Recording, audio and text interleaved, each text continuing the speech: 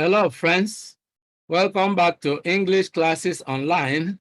My name is Benjamin, and in today's video, we are going to look at stress and intonation, how they work in English speech, using stress and intonation to convey meaning. That's the focus of today's lecture. If you are new to this channel, kindly subscribe to the channel by clicking on the subscribe button below. Make sure you click on the bell icon as well, so that whenever a new video is uploaded on this channel, you will be notified instantly. Let's dive into the lesson right away. First, let's look at what stress is exactly. What is stress? Stress is the extra force used when pronouncing a word or syllable.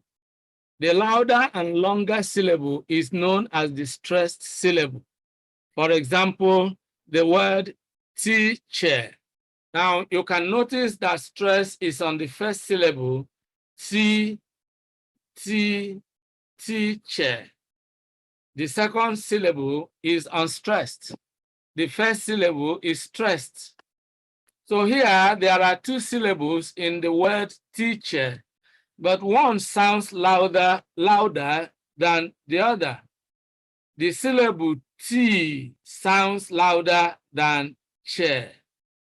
Let's use teacher in a sentence. Susan is a teacher. This kind of stress is found in bisyllabic or two-syllable nouns and adjectives. And examples are as follows.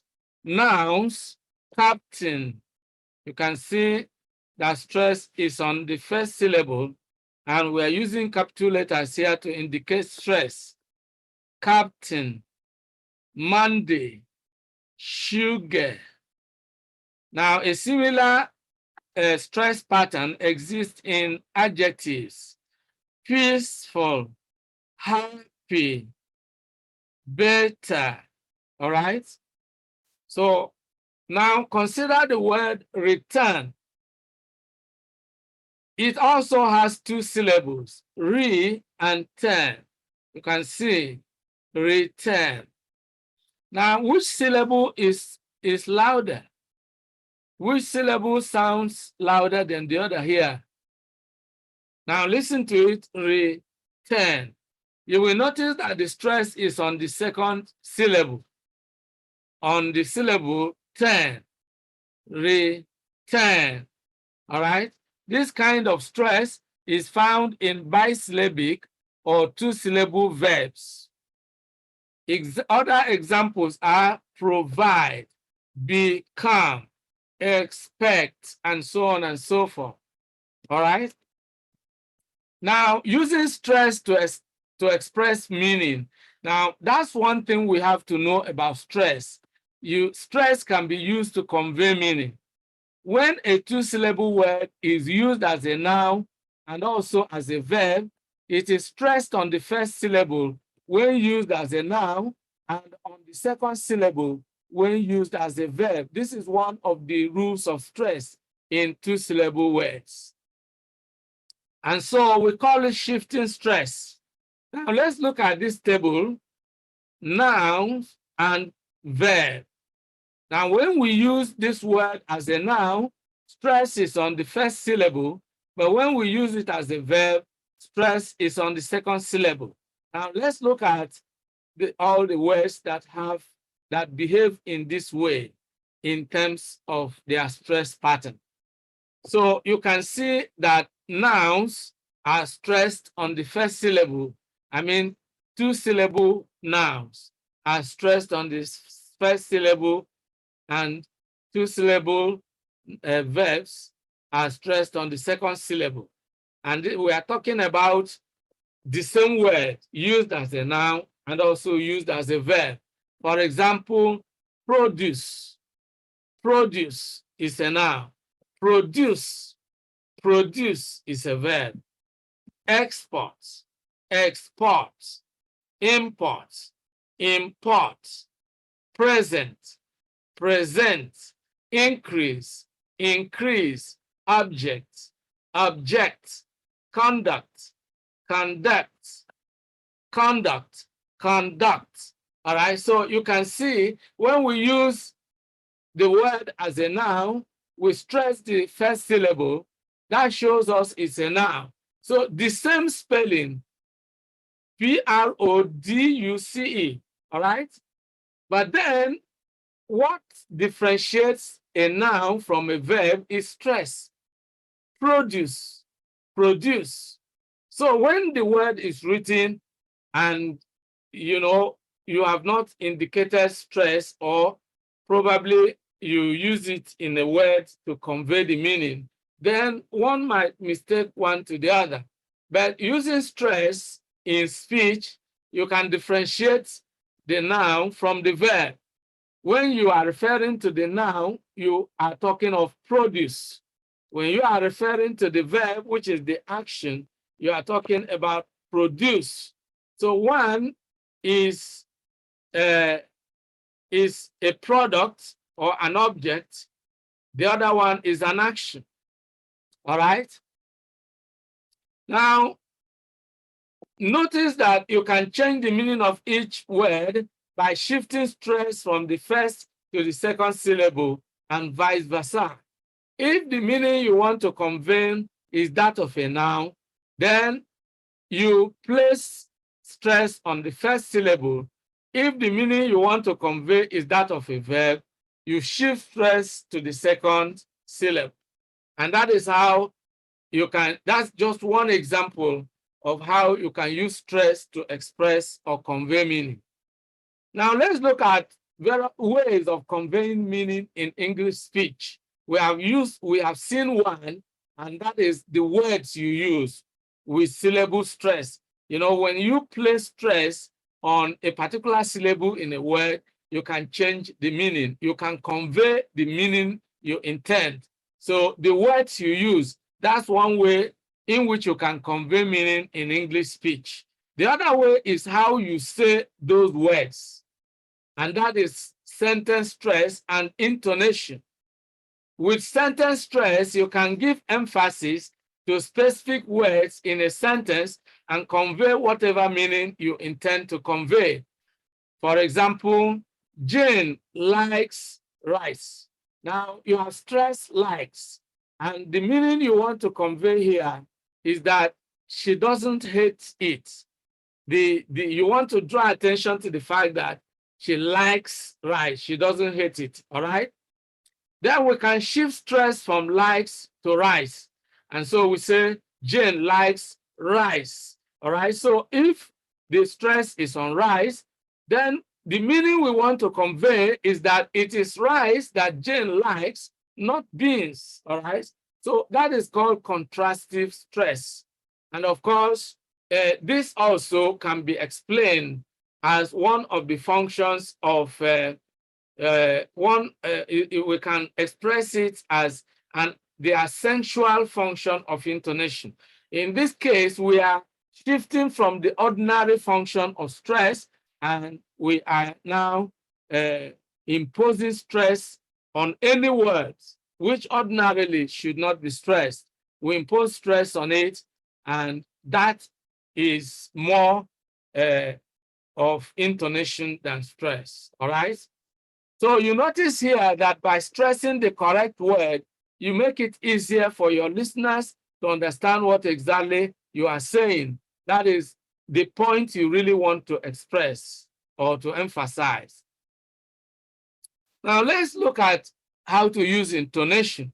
Intonation is the rising and falling of the voice that enables the speaker to communicate his thoughts, emotions, and attitudes when speaking. Of course, when we are talking about the rising and falling of the voice, we are talking about the pitch of the voice. Now, the change in the pitch of the voice can be used to convey meaning in various ways. So with intonation, you can give meaning to what you are saying by using any of the four major intonation patterns, such as the falling tone, the rising tone, the falling rising tone, and the rising falling tone.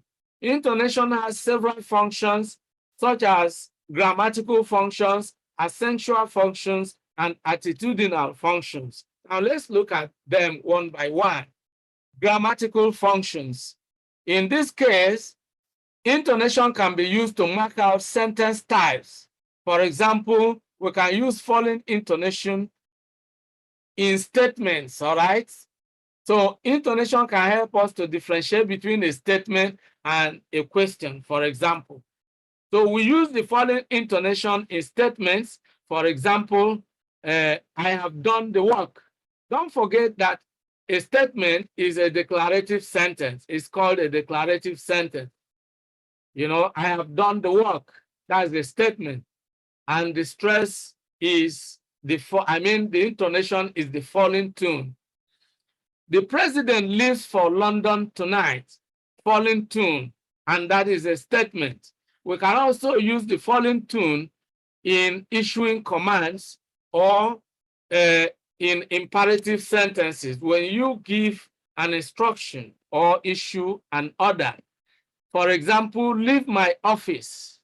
Now, when you are commanding somebody or ordering someone to leave your office, you use the falling tune, leave my office. All right? If you use the rising tune, you change it into a question. Leave my office. If it's the rising tone, it's no longer a command. But if it is a command, it must use the falling tune. Leave my office now. Now, another example is go to the bank and cash the check. Is a definite instruction, and it uses the falling tune. Now, we can also use the falling tune in WH questions. For example, when did they arrive? When did they arrive? Why did you resign? That is a falling tune. Then the rising tune is used in yes or no questions. If the question is a yes or no question, it must be a rising tune. For example, are you a student? That's a rising tune, and it's a yes or no question. Can you swim? That is a yes or no question. You either say yes or no. Then we come to the accentual functions. From the word accent, you have accentual. Now, an accent simply means stress, you know, emphasis. Now, it can be used to place accent. I mean, intonation can be used to place accent. And of course, that is what happens when you place stress on any word. You impose stress on any word to emphasize a point or to contrast an idea, one idea with another. Now, in some cases, we call it sentence stress, but that is the essential function of intonation. All right, it's not the normal stress. It is when we impose stress, and the actual thing is to say you place accent on a particular word, and that is the essential function of intonation.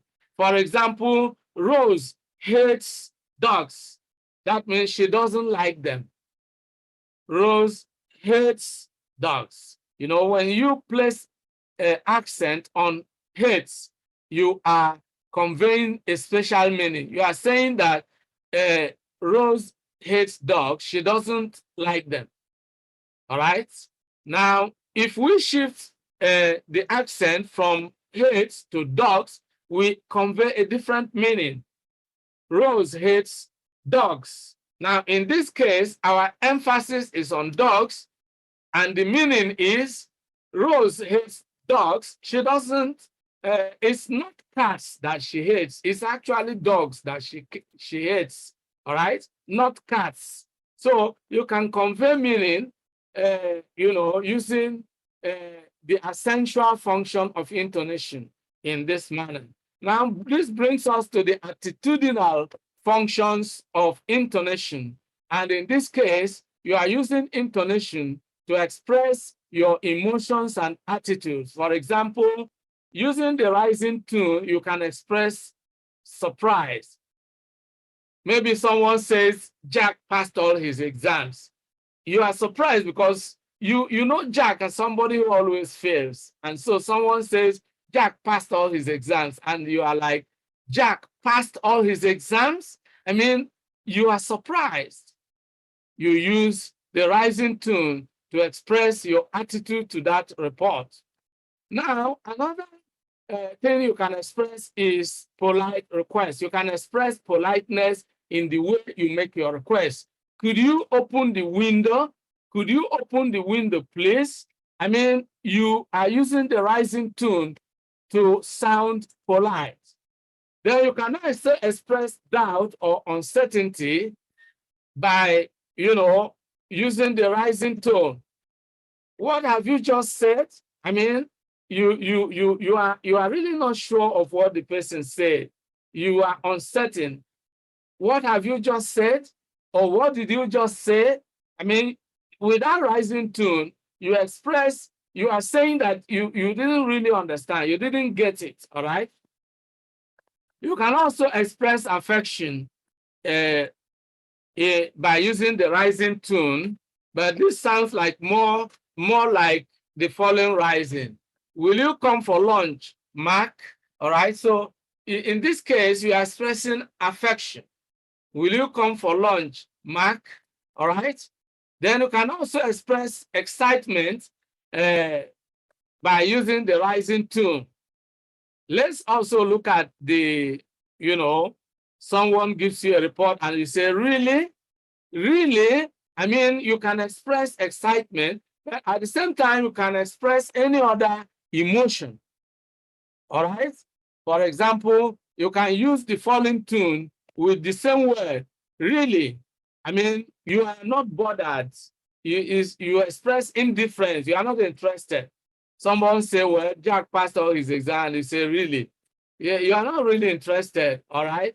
So you can express indifference, and at the same time, you can express surprise or excitement by using intonation. That is, by using intonation, you can express your attitude. You can convey your attitude to what is being said. Now, using the following tune, you can express disappointment. You can say, what a disappointment. This is really an exclamation. We can also argue that it is also a grammatical function, because here you're uttering an exclamation. So it's an exclamatory sentence. What a disappointment. All right? What a disappointment. You can also express other emotions, by, using exclamatory remarks. You can express a warning or threat. When you are angry, you can say, shut up. All right? Shut up. Or sit down. Or keep going. You express some emotions, all right, using intonation. But then you are using a falling tune in something that sounds like a command, but then you are expressing a powerful emotion at the same time. You can also use stress in greetings. And of course, this can be used either in one way or the other. When you are meeting someone for the first time in the morning, your good morning can be with a falling tune. Good morning. All right? If you have been with someone and maybe you want to say good morning or goodbye or good day, you may use a rising tune. Good morning, good day, goodbye. I mean, at that moment, it is something that has to do, you are adding certain emotion to it. Using a rising tune can introduce a new idea to the whole thing. What I'm saying is that your good morning could be with a falling tune, and some other time it could also be with a rising tune, depending on the kind of emotion you want to express. The same thing with other greetings like hello. Someone that you are really passionate, you are looking forward to see or to meet on the phone. The conversation will be with excitement. With a rising tone, you say hello, right? Hello, right? You are excited. You can express your excitement. Yeah, somebody you are not really excited or passionate about. Hello, All right, so these things are real life situations, and of course, you never can tell the kind of tune you will use. It depends on the exact circumstance, and that tells us that intonation can really be used for expressing your attitude, your feelings, your emotions, all right? And that is talking about attitudinal functions of intonation.